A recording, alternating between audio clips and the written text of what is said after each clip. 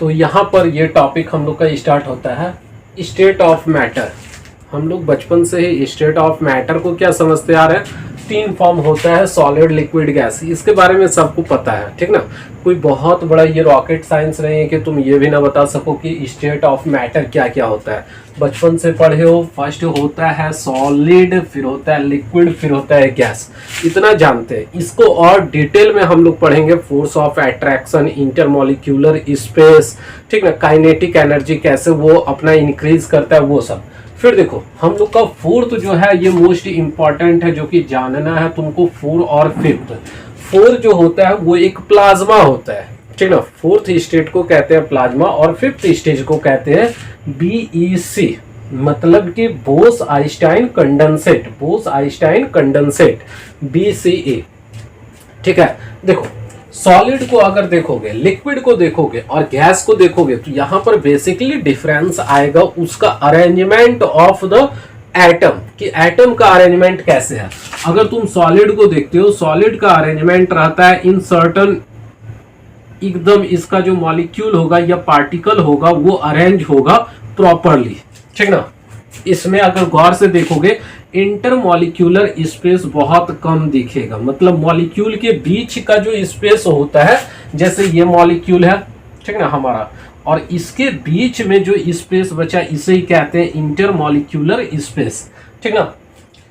और एक चीज, फोर्स ऑफ अट्रैक्शन, कि दो मॉलिक्यूल या दो से ज्यादा मॉलिक्यूल अगर क्या करे, अट्रैक्ट करे एक दूसरे को। जैसे ये मॉलिक्यूल, 1 नंबर वाला मॉलिक्यूल 2 को अपनी ओर अट्रैक्ट कर रहा है, 3 को कर रहा है, 4 को कर रहा है, फिर 2 क्या करेगा, फिर 1 को अट्रैक्ट करेगा, 4 को अट्रैक्ट करेगा, 3 को अट्रैक्ट करेगा। इसी तरह मॉलिक्यूल एक दूसरे को अट्रैक्ट करके एक दूसरे से चिपका हुआ रहता है। ये बेसिकली होता है सॉलिड में, ठीक ना। सॉलिड में फोर्स ऑफ अट्रैक्शन ज्यादा होता है और मॉलिक्यूलर, इंटरमॉलिक्यूलर स्पेस कम होता है। यहां पर देखो लिक्विड का, अब हम लोग यहाँ डायग्राम बनाएंगे। जैसे ये हो गया सॉलिड का तुम्हारा, ठीक ना। अब तुम देखो लिक्विड, लिक्विड में देखोगे कि इसमें भी पार्टिकल अरेंज रहेगा, लेकिन इसमें पार्टिकल के बीच में काफी ज्यादा क्या रहेगा, स्पेस रहेगा, इंटरमॉलिक्यूलर स्पेस ज्यादा है। तुम कंपैरिजन कर लो, यहाँ देखिए, यहाँ इंटरमॉलिक्यूलर स्पेस और यहाँ इंटरमॉलिक्यूलर स्पेस, इससे कोरिलेट मत करना, यहाँ बड़ा बना दिया, यहाँ छोटा बना दिया, ठीक ना। सब रहेगा एक जैसा पार्टिकल, लगभग लगभग एटम का साइज अलग अलग, एटम का अलग अलग। लेकिन लिक्विड में अगर देखोगे तो ये क्या है, अगर एक एटम है उसके ऊपर में कोई एटम है तो ये स्लाइड ओवर हो जाएगा, स्लाइड डाउन कर जाएगा, साइड में गिर जाएगा, मतलब यहां से ये आके यहां पहुंच जाएगा, ठीक ना। तो जैसे पानी को तुम डालते हो, कहीं भी पोर करते हो, तो वो क्या होता है, पूरा का पूरा फैल जाता है। क्यों? क्योंकि पानी में एक एटम, वाटर का अगर एक एटम लेंगे या कोई भी लिक्विड का एक एटम लेंगे तो उसमें स्लाइड ओवर होगा। स्लाइड ओवर मतलब एक एटम के ऊपर में दूसरा एटम नहीं रहेगा, वो आकर नीचे गिर जाएगा, ठीक ना। लेकिन जबकि सॉलिड में अगर देखोगे एटम इस तरह है अरेंज अगर, तो वो ऐसे ही रहेगा। फोर्स ऑफ अट्रैक्शन इसको ऐसे ही रखेगा, क्योंकि फोर्स ऑफ अट्रैक्शन यहाँ ज्यादा है, यहाँ फोर्स ऑफ अट्रैक्शन कम है लिक्विड में। तो इस वजह से जो स्लाइड ओवर हो जाता है, साइड में एक तरह से स्लाइड ओवर, मतलब कि इस साइड चाहे उस साइड, किसी भी साइड में स्लिप कर जाना तो स्लाइड ओवर कहेंगे, स्लाइड कर जाता है, ठीक है। तो ये समझ में आया, ये होता है लिक्विड में। अब गैस में देखो, गैस में एक एटम को दूसरे एटम से कोई लेना देना नहीं है, फोर्स ऑफ अट्रैक्शन एकदम नेग्लिजिबल होता है, बहुत कम होता है। ये देखो हम लोग अलग अलग एटम को देख लिए। अब इसमें देखो तुम, इंटरमॉलिक्यूलर स्पेस बहुत है, इन्फिनाइट है एकदम, एक दूसरे को मतलब है ही नहीं, चिपका हुआ है ही नहीं। तो कोई गैस का पार्टिकल इधर उड़ रहा है, कोई गैस का पार्टिकल दूसरे डायरेक्शन में उड़ रहा है, ठीक है। तो अगर तुमसे बोलेगा सबसे ज्यादा फोर्स ऑफ अट्रैक्शन इन तीनों में किसमें है, तो सॉलिड में होगा फोर्स ऑफ अट्रैक्शन, ठीक ना। यहां लिख देते हैं हम, force of attraction maximum level में होगा। इसमें थोड़ा सा रिलेटिवली कम होगा, होगा फोर्स ऑफ अट्रैक्शन ज्यादा, लेकिन उतना ज्यादा नहीं होगा जितना एक सॉलिड में होगा। इसमें तो फोर्स ऑफ अट्रैक्शन बहुत ही कम होगा, ठीक ना। इंटरमॉलिक्यूलर स्पेस अगर देखें हम लोग, ठीक है,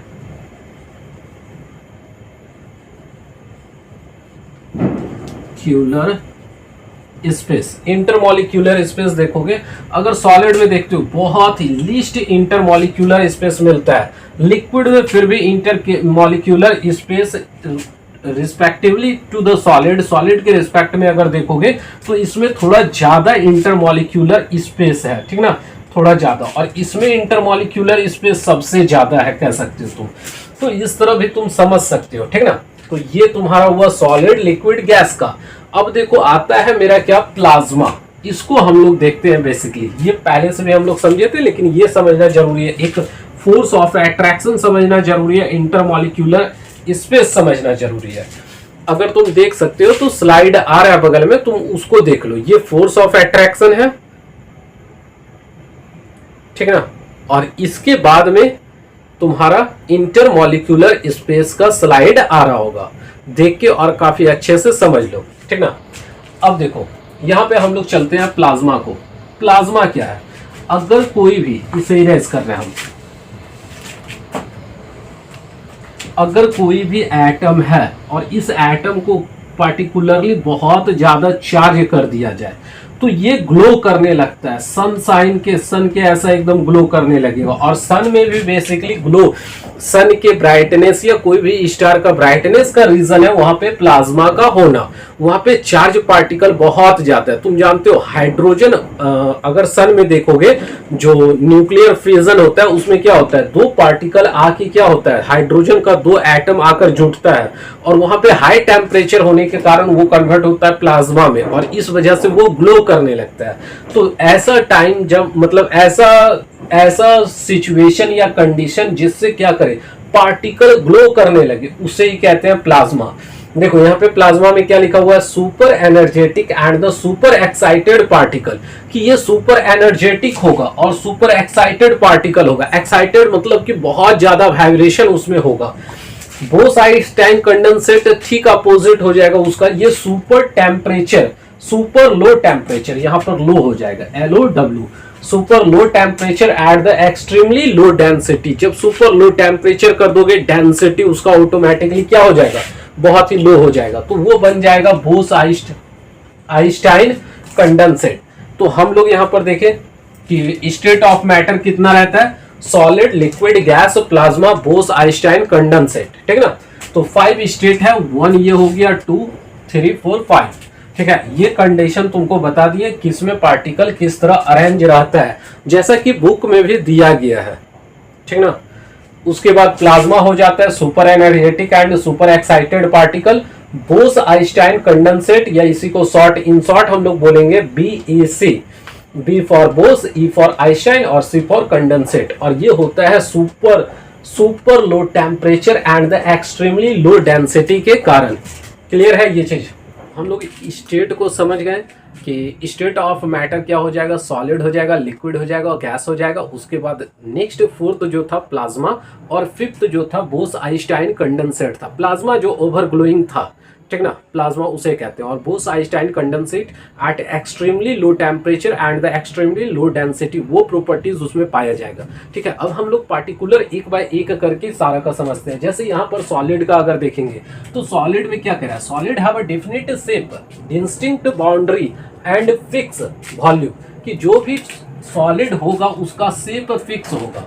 लाइक जैसे देख लो, जैसे कि मेरा ये मार्कर है, इसका शेप फिक्स है, ठीक ना, इसका बाउंड्री डिस्टिंक्ट है, ये जो एज है यही इसके लिए बाउंड्री हो जाता है। जैसे तुम्हारे मोबाइल फोन का जो एज हो जाता है वो तुम्हारा क्या हो जाता है, तुम्हारे मोबाइल फोन का एज ही तुम्हारा बाउंड्रीज हो जाता है, डिस्टिंक्ट बाउंड्री, ठीक ना। तुम्हारे बुक का बाउंड्री होगा, जिस बेड पर होगे वो टेबल, सारा चीज का रहता है। फिर कह रहा है फिक्स्ड वॉल्यूम, और इन सारी चीज का वॉल्यूम भी फिक्स होगा, चाहे वो कहीं भी तुम ले जाओ, वॉल्यूम चेंज होने वाला नहीं है, ठीक ना। तो यहाँ पर याद रखना फिक्स्ड वॉल्यूम मोस्ट इंपॉर्टेंट की चीज है, शेप तो याद रहेगा, डिस्टिंक्ट बाउंड्री रहेगा। उसके बाद देखो नेग्लिजिबल, नेग्लिजिबल मीन्स होता है बहुत ही ज्यादा कम, ना के बराबर जो चीज हो, अमाउंट हो, उसे नेग्लिजिबल कहते हैं। तो कोई भी सॉलिड चीज लेंगे हम लोग, उसको अगर कंप्रेस करना चाहेंगे तो वो कंप्रेस ना के बराबर होगा। एक ईंट ले लो और उसको दबाव डालकर देखो तो क्या तुमको लगता है कि वो कंप्रेस होगा? तो वो कंप्रेस नहीं होगा, क्योंकि उसमें कंप्रेसिबिलिटी का गुण नहीं होता है। कंप्रेसिबिलिटी का मतलब होता है कंप्रेस प्लस एबिलिटी, कि ऐसा चीज जिसमें कंप्रेस होने का एबिलिटी हो उसे ही कंप्रेसिबिलिटी कहेंगे, ठीक ना। तो सॉलिड में याद रखना कि कभी भी कंप्रेस नहीं होगा। हाँ, बहुत सारा चीज का तुम एग्जांपल लोगे, तुम अपने रियल लाइफ में देखोगे कोई भी कहीं कंप्रेस नहीं होगा। जैसे एक दीवार ले लो, एक ब्रिक्स ले लो, ईंट ले लो, अपना बुक ले लो, लेकिन कुछ ऐसा चीज है जो कि कंप्रेस होगा। जैसे कि जब तुम सोफा में बैठते होगे तो वो कंप्रेस हो जाता है।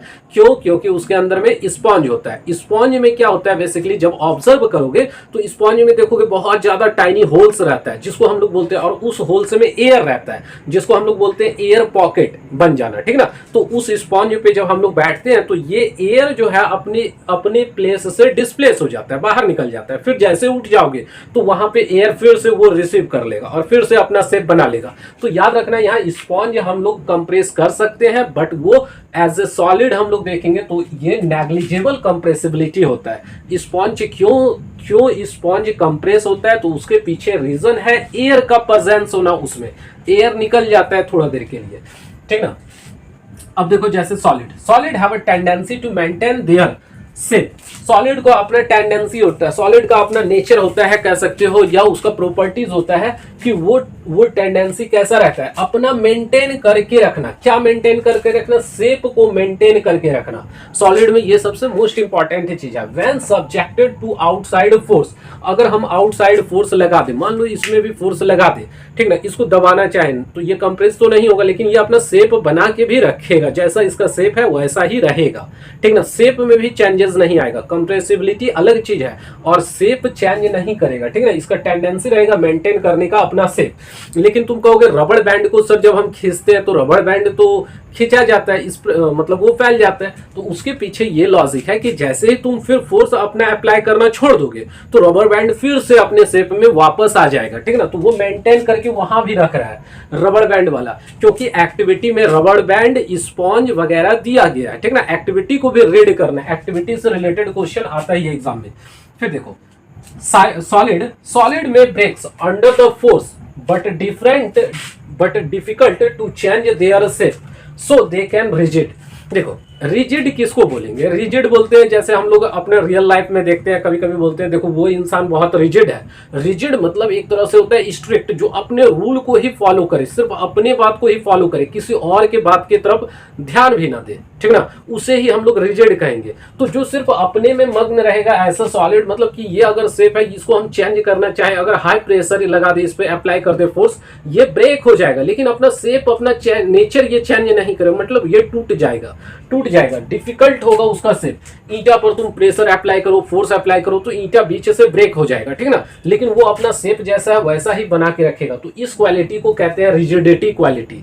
जब आप अपने मेंटेन करके रखते हो शेप, आप शेप में चेंजेस लाना बहुत ज्यादा आपके लिए डिफिकल्ट होता है, तो इसे ही रिजिडिटी कहते हैं। तो यहां पर क्या कह रहा है? सॉलिड में break under the force but difficult to change their shape so they are rigid, ठीक है। नॉन कंप्रेसिबल होगा सॉलिड, मतलब सॉलिड को कंप्रेसिबल नहीं किया जा सकता है। सॉलिड में शेप जो होगा वो डिस्टिंक्ट होगा, डिफिनिट शेप होगा, डिस्टिंक्ट बाउंड्री होगा, फिक्स्ड वॉल्यूम होगा। उसके अलावा ये टेंडेंसी रखेगा टू मेंटेन देयर शेप, और ये इसका शेप को चेंज करना अगर कहो तो चेंज करना बहुत ज्यादा डिफिकल्ट है, ना के बराबर ये चेंज होगा।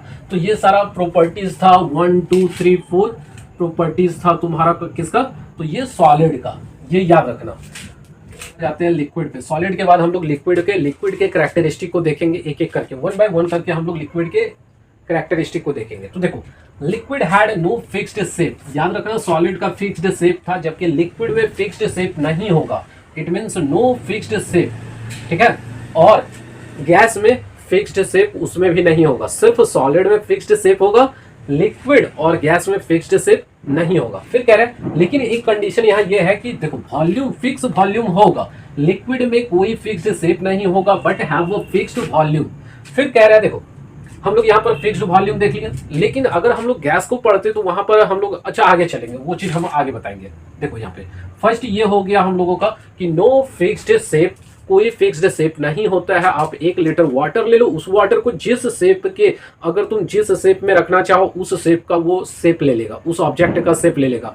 बॉटल अगर तुम्हारा एकदम स्क्वायर की तरह होगा तो स्क्वायर का शेप ले लेगा, अगर उसमें सिलेंड्रिकल बॉटल होगा सिलेंड्रिकल बॉटल का शेप में आ जाएगा, कप में डाल दोगे तो कप के शेप का आ जाएगा, ग्लास में डाल दोगे ग्लास के शेप का आ जाएगा, ठीक ना। और अगर आप इसी तरह फ्लोर पर गिरा देते हो तो वो बह के पूरा बिखर जाएगा, ठीक ना। एक एक मॉलिक्यूल उसका जमीन पे आ जाएगा।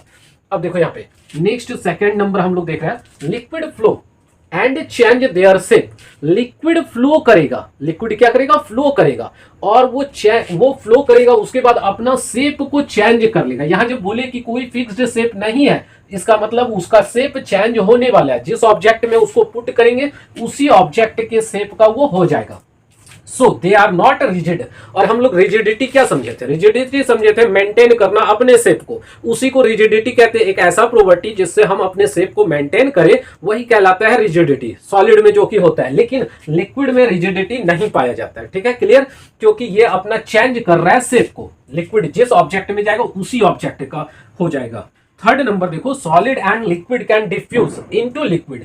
कि अगर एक सॉलिड ले लेते हो, सॉलिड को अगर लिक्विड के साथ डिफ्यूज करवाते हैं हम लोग, तो वो डिफ्यूज होता है लिक्विड में, ठीक ना। लिक्विड में डिफ्यूज होगा, सॉलिड में लिक्विड डिफ्यूज नहीं होगा, जबकि सॉलिड लिक्विड में डिफ्यूज कर जाएगा।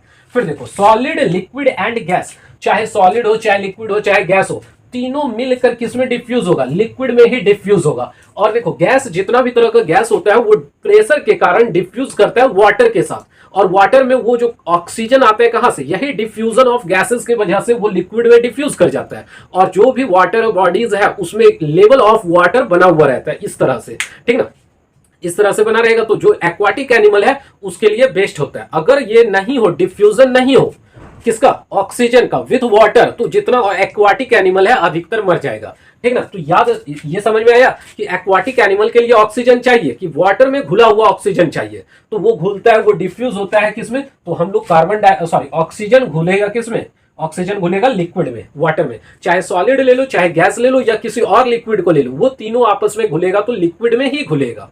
तो ये याद रखना कि डिफ्यूजन जो होगा लिक्विड में होगा। और एक बात कि अगर कंपैरिजन किया जाए सॉलिड, ठीक ना, सॉलिड और लिक्विड का, क्या चीज का, सॉलिड लिक्विड का कंपैरिजन करें किसके बीच में, एक प्रॉपर्टी जिसको कहते हैं डिफ्यूजन का प्रॉपर्टी, तो इसमें याद रखना डिफ्यूजन हायर होगा किसमें, लिक्विड में, और एकदम कम स्लोअर होगा किसमें, सॉलिड में। गैस में डिफ्यूजन और ज्यादा हो जाएगा, सिर्फ इस दोनों के बीच में लिक्विड में ज्यादा होगा, लिक्विड और गैस लेंगे तो गैस में ज्यादा होगा, ठीक ना। द लिक्विड का हम लोग, लिक्विड स्टेट का हम लोग प्रॉपर्टीज देखेंगे इस सेक्शन में, ठीक है ना। लिक्विड में क्या कह रहा है, the gas are highly compressible, gas को तुम हाईली कंप्रेस्ड कर सकते हो। एक बहुत बड़े एरिया में फैले हुए गैस को, ठीक ना, गैस के पार्टिकल को तुम एक छोटे से कंटेनर में डाल सकते हो, पुट कर सकते हो इस कंटेनर में।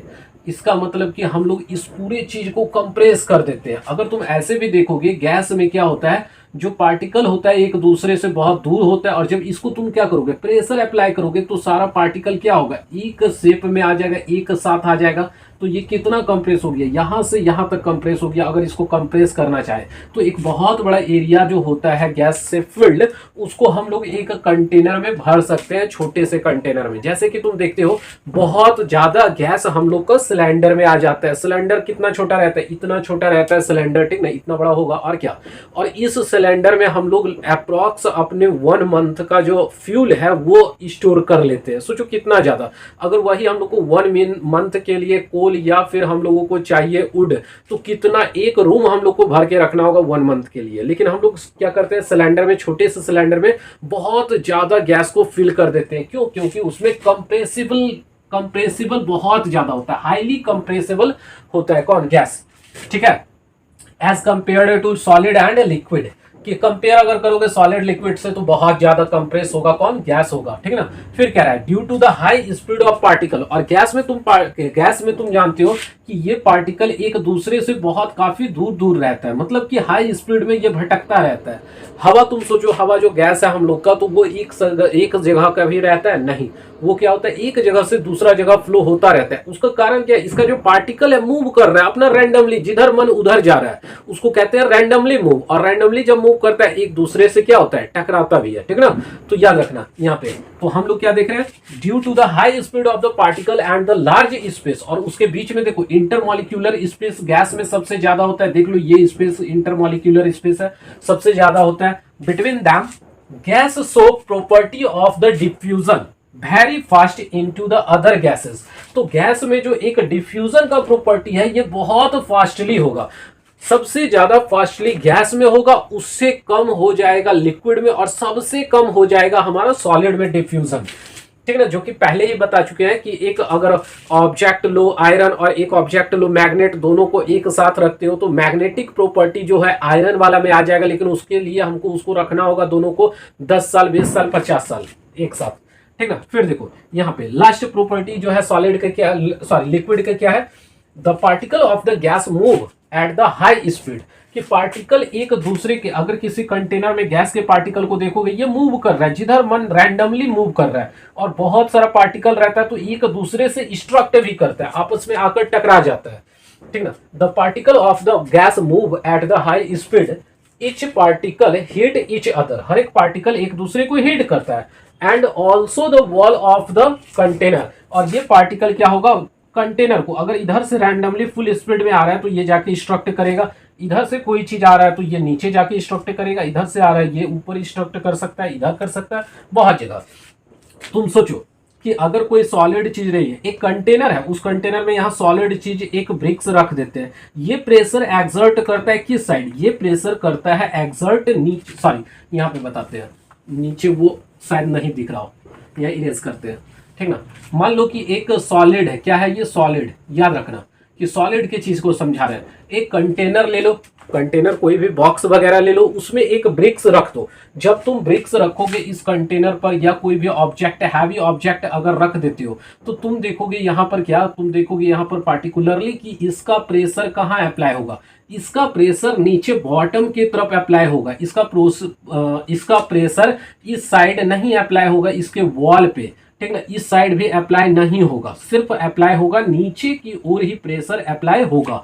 ये सॉलिड में है। अगर हम लोग लिक्विड को ले ले, ठीक ना, ये लिक्विड का देखते हैं, लिक्विड में हम इतना लिक्विड फिल कर दे तो इसका प्रेशर नीचे की ओर तो अप्लाई होगा, bottom, at the bottom side, उसके अलावा वॉल के अन्य जिस साइड भी है उस साइड भी प्रेशर अप्लाई होता है, इस साइड भी, ठीक ना, इस साइड भी प्रेशर अप्लाई होगा, मतलब कि जहां तक लिक्विड रहेगा वहां तक। अगर यहाँ कोई होल कर देते हो तो लिक्विड यहाँ से बाहर निकलने लगता है, ठीक ना, आए बात समझ में। लेकिन उस लेवल के ऊपर अगर होल करते हो तो वहां से नहीं निकलता, याद रखना।